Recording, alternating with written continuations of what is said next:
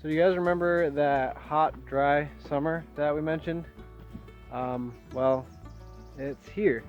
It pretty much came super suddenly, and yeah, it's the end of May right now, not even June, and it's 90 degrees, 95 degrees today. They said it's gonna get to 95. It's like 10 o'clock in the morning and it's already 80. So we've been watering all morning, and we're gonna show you guys how we get some water. Stick around. So here's our handy dandy ATV. It's like our tractor basically. The wheel horse is not starting right now because I think a safety switch is no good. So we're gonna have to jumper it and figure out what's wrong with it. But we've been using this instead. So we've got a bunch of 5-gallon jugs. We got these all for free. And I'm gonna put the seat on because that's just to keep it from being too hot. So there's a spring that comes onto our property through a culvert down here, and we're gonna take you down there and we'll show you what we do to get some water for the garden. So this is the spring that overflows onto our property. The road is right here, and this is a culvert that goes under the road, and this thing flows year-round. I even have a shot of it in one of our videos in the winter. I can't remember which one. I'll try to link to it up here. But it's still flowing in the winter, so it's not frozen. That's how you know it's a spring. It naturally stays like 45 degrees, you know, like the temperature of the earth. So Shakoi's turning around the quad right now with the trailer, and we park it right here, and we take those jugs and we'll fill them up.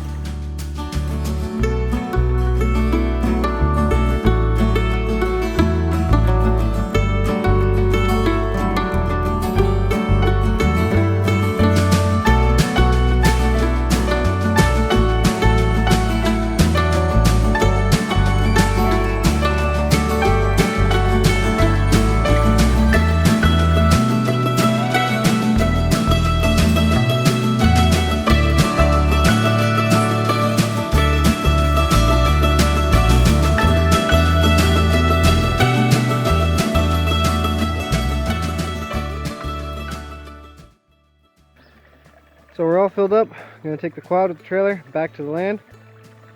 We get water from the part that's flowing and not through here because that's super clean water. There's a lot of silt and sediment down here, and it's clear at first, but when you disturb it, it's super muddy. But this is like excellent fertilizer. We've been using it. It smells a little bit, but that's good. This is like almost peat moss like material. When it dries out, it's really good stuff for plants. So we've been using that along with compost and compost tea. So we're gonna head back to the property with the quad, and yeah, we'll show you how we water. We don't need to show you how we water. It's just watering cans. I'm sure plenty of you guys do that. So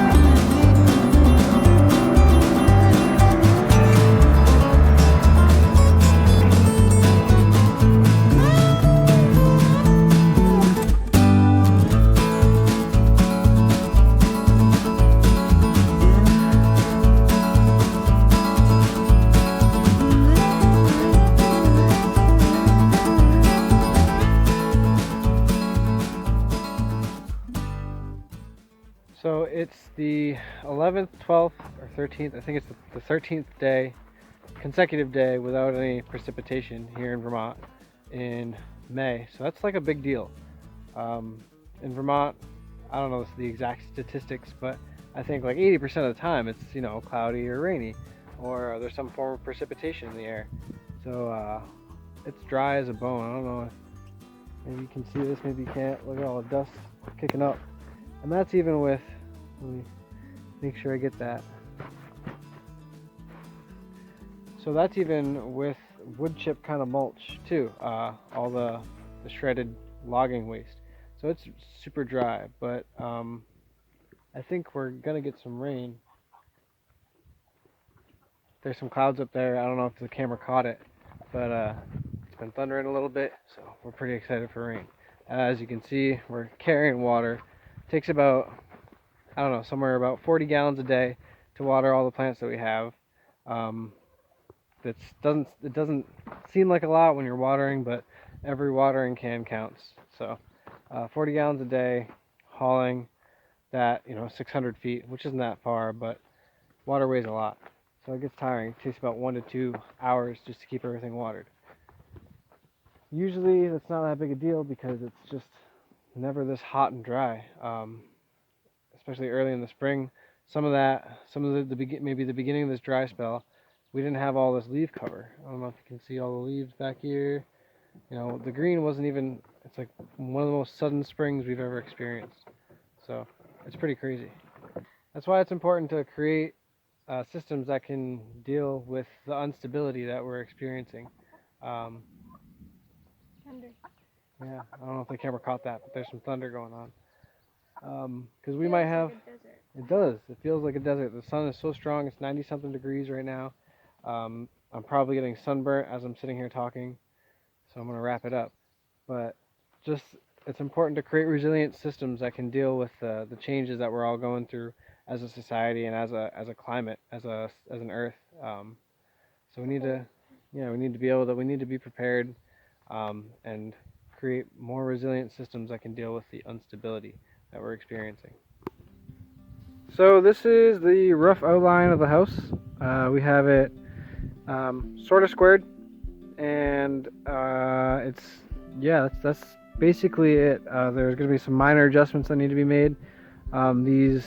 These metal posts aren't going to stay there because they're a little flimsy. What we're going to do is maybe get some 2x4, make some stakes, put one there, maybe a foot in on either corner, and we'll we'll nail, board battens on either side. So for all these corners, they'll have three stakes per corner, and there'll be boards connecting the three. So what the boards will do is they will a foot in on this way. So our posts aren't gonna be our piers. These things, they aren't gonna be, right at the front and right in the back of the structure. They're gonna be cantilevered about a foot in, so that way they stay dry, because the roof pitch is gonna be going that way and this way. So we don't want the drip edge to be right on the piers, because then water gets down in there and then it'll freeze and yada yada yada. So we're gonna have them a foot in. So that's what those boards will help signify. The boards will also be a little bit more sturdy than these posts. Once we get the boards put up, we're gonna put a nail marking our location for this row of posts as well as that row of posts. And then all we'll have to do is find the middle of the structure, and then we'll have a row of posts, piers, whatever I want to call them. Doesn't matter what I want to call them. It's my cabin, god dang it. I just swallowed a black fly. Anyway, we're gonna, all we have to do is find the middle point. You think it's funny? All we have to do after that is find the middle location for these side walls, and then we'll have a row of piers going down the middle. So once we find all the end locations, this one, and that one, and the same on the other side, all we have to do is find the two middle posts for piers for all those axes. The piers are going to be 8 feet on center, and there's 12 of them, so there's going to be 3 rows of 4 piers. And we're going to get digging on those soon. I think we're going to start digging by hand. We have a guy with a skid steer auger who's gonna come and take a look and give us an estimate. But I don't know how well that's gonna work, because I don't know if you can see that. Let me get a little bit closer. 1 second. So this is a pretty big rock. I was trying to dig it out, and I think it goes down this way, because I got the end here, but it kind of goes down that way. So I don't know if we're gonna even dig it out. It depends on if this is going to be lined up with the middle, because I think if our calculations are correct, the post will end up like right here. So we might not have to move that, which would be great. I don't know, we're going to have to see. But the plan is we're going to start digging a corner post, a corner pier, one of these, or that, we don't know which one yet, but that's the plan. And we're going to try to go down 4 feet, because the frost line here is 4 feet. We want to get down, the plan was to get down 5 just to be safe, but I don't know if that's going to happen, hence the rock. So we're going to try our best to get down to 4 feet.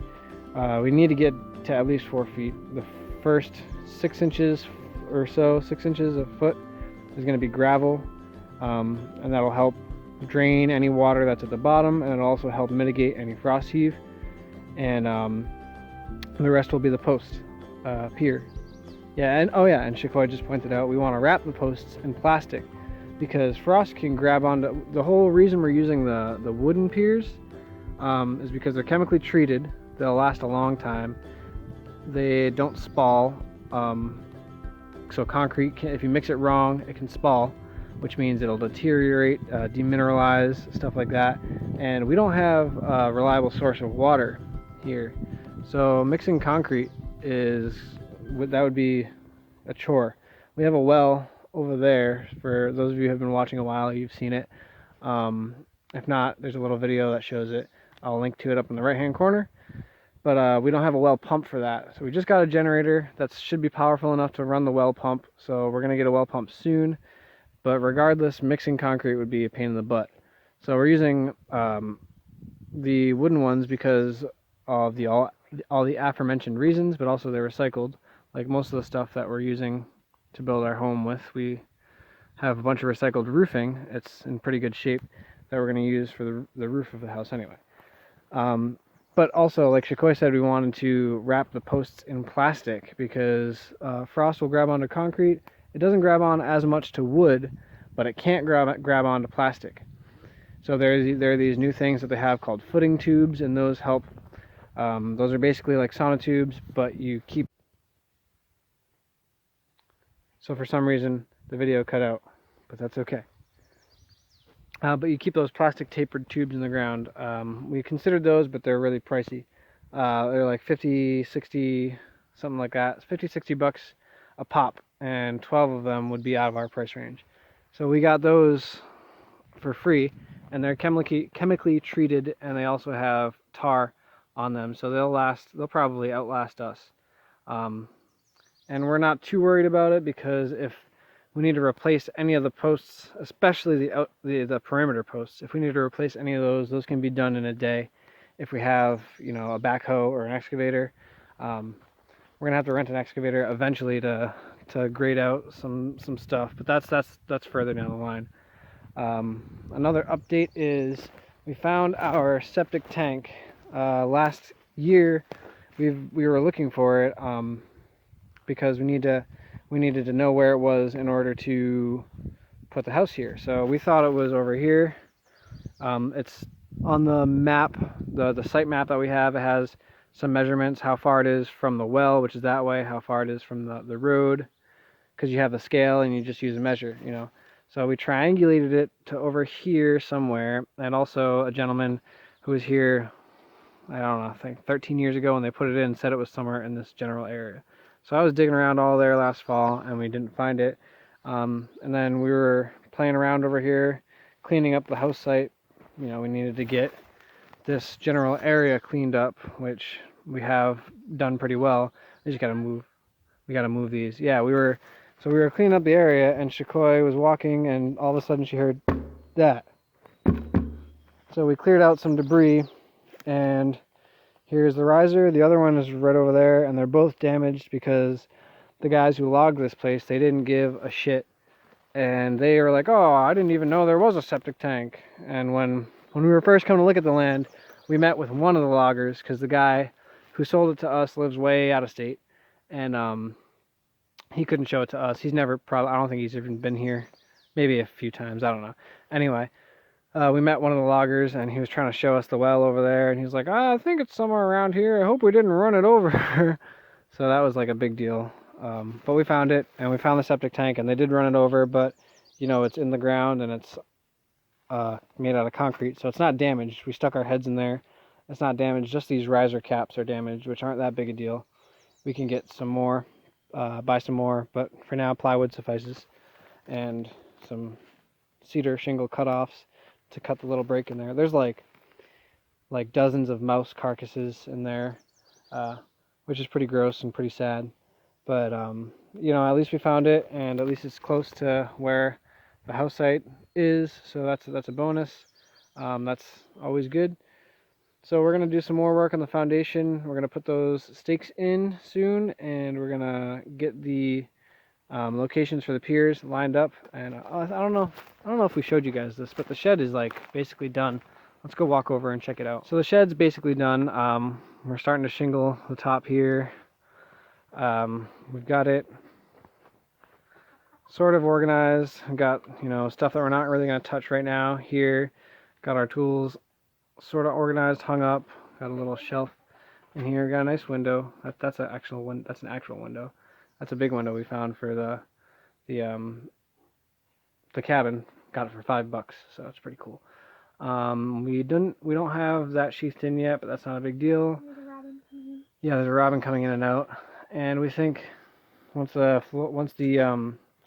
cabin's done, we're gonna put a floor in here. We're just gonna, you know, put joists across the bottom plates. We're gonna put a floor in here, and we want to leave this open for the possibility of a stovepipe to go through there, so because we can use this for a little workshop area that's heated. And we did end up putting a loft in here, and that's like all of our extra stuff, you know, that we just don't need right now. Things like cat carriers, winter clothes, all that stuff. So we're getting organized, we're cleaning up, you know, trying to get the cabin prepared. Anything else that we've done since last video? Oh yeah, the gardens. We've done a lot of garden work. So we'll walk over here. You guys have seen, if you've been watching for a little while, you've seen this garden over here. And stuff's starting to pop up. We got some lettuces in, radishes. There's some peas over here that are just baby peas. Some perennials, some kale right there. Bought some tomatoes. We usually start all this stuff, but we didn't have a location to do that this year because everywhere that we lived was too cold. Got some onions in. Oh yeah, we planted some sea berries over here. A cherry tree right there. Let's go check out the nursery beds that we started. So these are some of our nursery beds that we started in the last video. Here is a lot of currants, gooseberries, some hazelnuts. These aren't actual pots, they're just pots at the bottoms cut out so we can mound layer the currants. It's a way of propagating. I got some potted blueberries. Here are some chestnuts just starting to leaf out. There's some mulberries in the back. This is all mulberries, like hundreds of mulberries. They're just starting to leaf out. They got cute little leaves on them. They'll grow like crazy. Here's some potted plants, some rhubarb, comfrey, elders. Forgetting what else right now. Here's a bunch of elders that are looking a little sad just because it's super hot. I think that's about it for nursery beds right now. Yeah, it's the end of May, not even June yet, and it's like 85 degrees right now. It's incredibly hot. Tomorrow's supposed to be 90. Oh yeah, we got our little outhouse over there. Let me show you the shingles. So we got our outhouse started. This is all shingles that we split. This side we did, like, this is all practice for the house kind of. This side we did like, you know, every other shingle kind of staggered. And we like that. But also this side,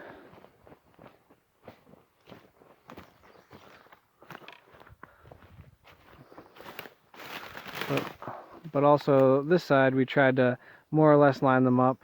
So the bottom of every cedar piece that we're splitting isn't, we didn't cut them straight. So we can make it nice and straight if we want to, by just cutting the bottom of the shingles. We could like that too. So we don't really know what we're gonna do with the house yet. These are all hand split shingles that we split, and they look pretty cool. We like the look of them. Yeah, we like the look of them, and we like that we're using all downed wood that the loggers left here. So it's pretty cool. This is that garden area that we started to clear out in the last video. There's still all this stuff is still here, which there's a lot. So it's hard to find a place to put it. You know, we don't want to burn it all because it's so dry right now. We've had, I think, 10 days without rain. We've been watering every day. I'll show you how we get water a little bit later in the video. This is a small bed we made. There's some potatoes here. We put some leaves to try to hold in some of the moisture. Actually, I'm sorry, those are onions. There's potatoes here that we just planted, some more potatoes, some squash here. We usually don't like to do, you know, straight rows, but it's just the easiest, most straightforward way to get stuff in the ground right now. This whole area we want to make gardens eventually. It's just a matter of clearing it out. Like this we've got pretty clear. There's a lot of small twiggy stuff. Like a lot of small twiggy stuff, but that's okay because we're going to leave some of that because we're going to build kind of like mini hugelkultur beds. It's what we've done in the past, and those have worked really well to hold in moisture for especially summers like this where it's really hot and dry. All that small rotting debris, all that small rotting woody matter, once it gets more rotted, it turns spongy, and you know, it acts like a sponge, and it wicks up that moisture. Whenever it rains, it really soaks up the moisture, where it makes it so we don't have to water as much. So a small potato bed here. Potatoes are just coming up. Yeah, so like I said, I'll show you how we water in a minute. Right now we're just using watering cans. Here's some strawberries starting to flower.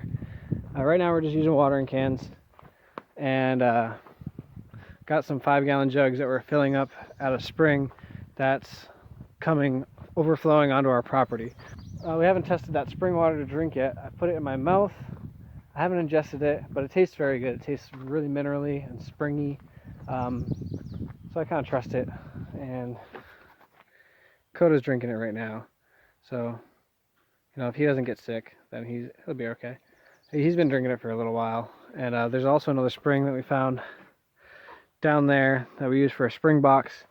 We use for off-grid refrigeration and stuff like that. We keep it in the cool spring water. I'm gonna stop rambling now.